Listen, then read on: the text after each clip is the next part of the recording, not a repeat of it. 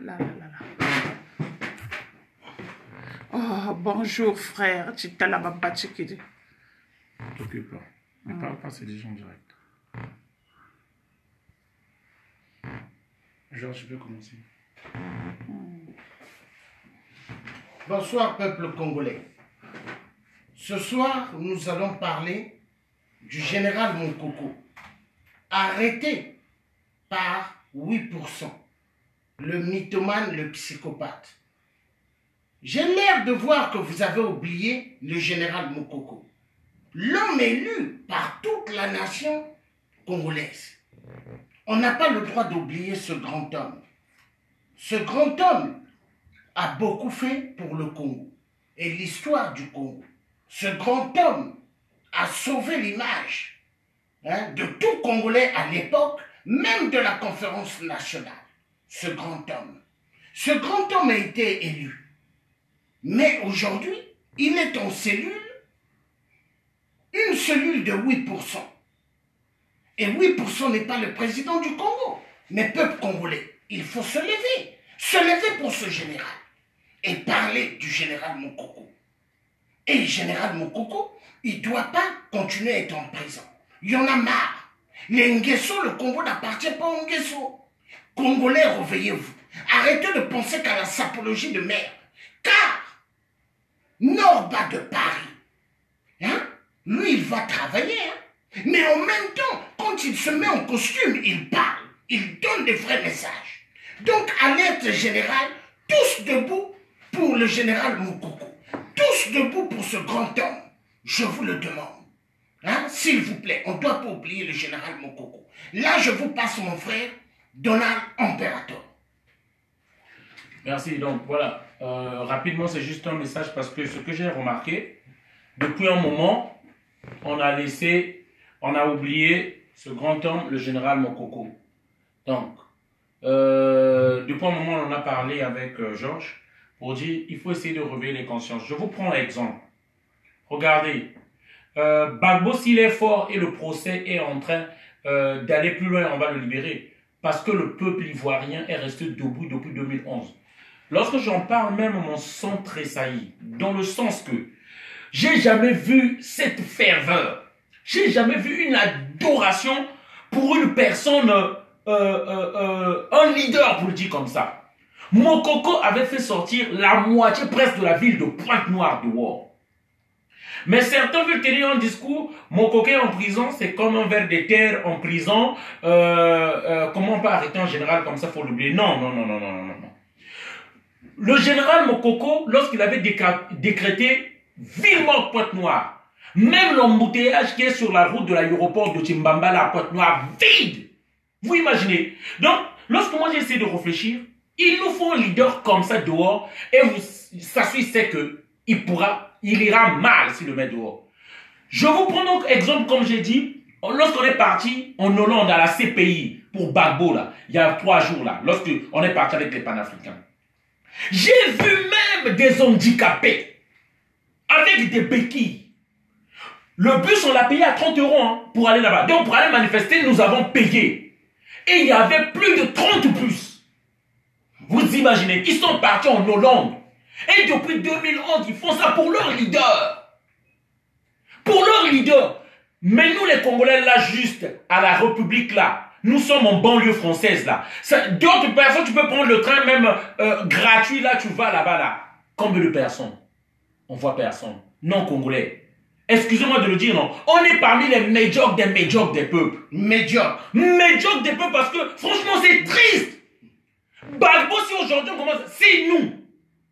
Nous, ce que j'ai aimé encore sur les Ivoiriens, c'était quoi? Lorsqu'on a enlevé Gbagbo, celui qu'ils avaient élu eux, ils ont compris que c'était une manigance de la France, des politiques français. Ils n'ont pas mis que, ah non, là-bas ce sont des nordistes, nous on est des sordistes, division. Non, ils ont dit l'ennemi c'est la France. Ils se sont unis, ils se sont battus depuis 2011 pour leur leader. Mais nous, lorsque la France même nous a enlevé l'Issouba, bon ou mauvais, mais on a enlevé l'Issouba, on a placé Sassou là-bas, on n'a plus jamais parlé de l'Issouba. Et on n'a jamais dit que la France est coupable. On s'est juste divisé entre nous.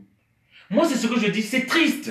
C'est triste un peuple comme ça. Pendant que les nôtres sont tentés de mourir, pendant que mon coco est en prison, tout le monde est reparti dans la sapologie, tout le monde est reparti dans ses occupations. Ça veut dire ceux qui venaient dans les manifestations là, ceux qui font dans les salles là, ils étaient là pour des postes. Point barre. On a oublié mon coco. Moi, j'aimerais crier encore pour mon coco. Et franchement, si j'oublie, rappelez-moi, moi, désormais, je vais militer et demander la libération de mon coco. Mon coco n'a pas fait ça pour lui-même. Hein. Il avait écouté l'appel du peuple, ce même peuple-là qu'il a oublié aujourd'hui. Moi, ça me rend triste. Ça me rend triste de voir. Mais c'est pas possible. C'est pas possible. Crions pour mon coco. Moi, j'ai vu la ferveur des Ivoiriens pour Gbagbo. J'ai vu des handicapés, j'ai vu des diabétiques là-bas, qu'on a cherché même des glucoses pour eux là, des glucosés pour eux là, qui sont partis à la CPI, des gens qui ont eu des malaises dans le bus, qui ne sont même pas revenus avec nous. Mais convaincus de l'idéologie, qu'il faut défendre son leader, il faut défendre son président.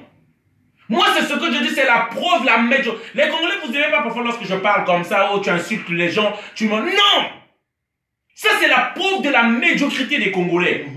Oubliez quelqu'un qui s'est battu pour vous. Et je le dis encore au nord. Personne ne parle plus de mon coco. Mais là, je comprends. Donc, c'était même pas un problème de tribalisme finalement. C'est juste la peur et la lâcheté que vous avez. Personne ne parle pour mon coco. Mais non, chers frères congolais, chers compatriotes, jusqu'à quand? Si je vous parle, c'est par rapport à l'expérience que je viens de voir en Hollande, là où j'étais. J'ai vu comment on aime un leader. J'ai vu comment on ne baisse pas les bras devant un leader. Et aujourd'hui, on a libéré Madame Gbagbo grâce à la pertinence, à la persévérance, à la détermination, à la volonté des Ivoiriens.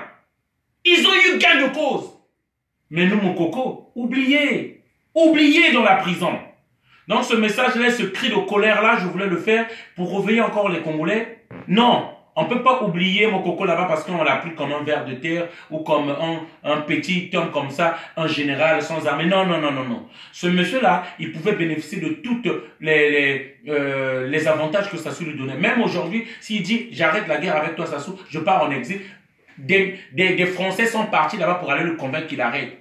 Mon coco est là-bas pour son bon gré. Parce que s'il veut sortir, il reconnaît juste Sassou est chef. Et moi, je dis bien aux Français, parce que c'est le message là, aux officines de la France, Afrique. Mon coco, vous lui avez donné l'aval pour qu'il se présente là-bas. On sait comment ça se passe. Vous lui avez donné l'aval. Et vous savez que c'était lui qui a gagné. Mais lorsqu'il est en prison, vous l'avez abandonné, vous faites comme si rien n'était. Vous faites comme si rien n'était. Nous savons que pour vous, c'était la solution 2 au Congo. Pour apaiser le Congo, rassembler le Congo. Pour que vous ayez toujours votre homme à la tête du Congo, pour que vous puissiez toujours tirer vos intérêts, vos bénéfices. Je sais de quoi je parle. C'était votre deuxième homme. Mais là, vous l'avez oublié.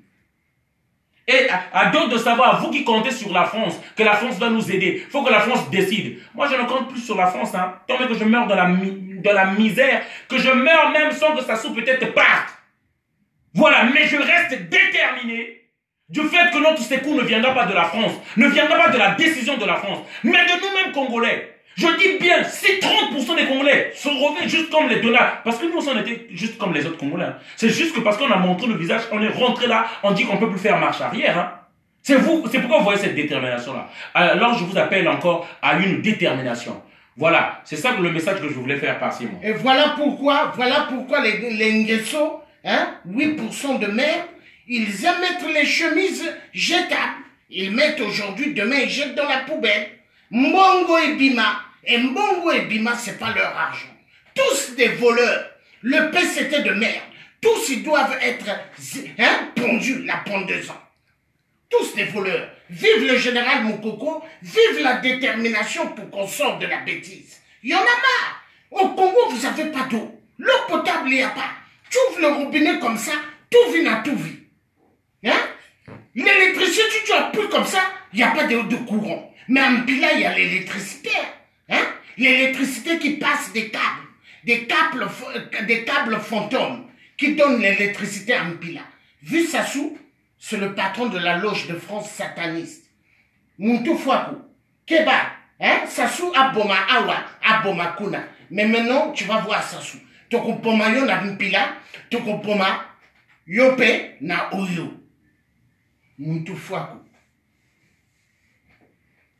C'est bon.